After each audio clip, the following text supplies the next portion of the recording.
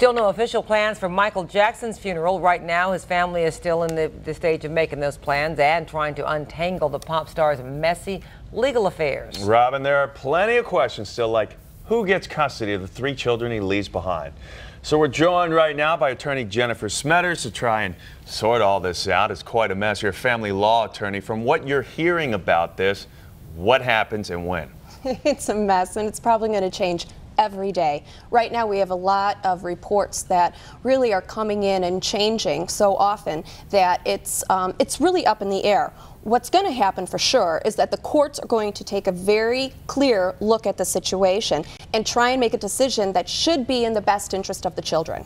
Okay, if his mother has custody of him now, and if he says in the will, which is finally surfaced today, that that's what he wants to happen, is that going to be paramount, what he has said he wants to happen? No, it's a suggestion. Oftentimes you want the guardians to be able to step up to the plate and actually be the most fit, the best fit for the children.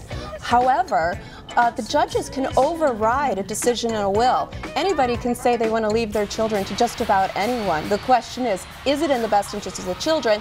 What is the consistent choice so that the kids go through the least amount of turmoil as possible? I hope this doesn't come off as cold-hearted, but if you're not following this saga, I mean, yes, you care about kids, but is there any legal precedent to this? I mean, why should this matter to people if you're not following this? Well, what's interesting about the situation, I think, is that it sheds to light what happens when you have a deceased parent or a missing parent or two, and then the grandparents step in.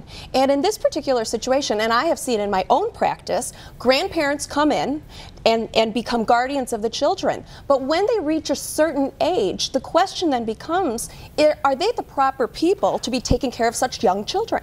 And okay, and there's also a question as to whether or not they are the biological grandparents at all, but that's another issue altogether and may not be that relevant, I guess, to and it would take us a long time to try and talk about it tonight. Jennifer, thanks so much for coming in tonight. Thank you. The Chicago City Council paid tribute today to the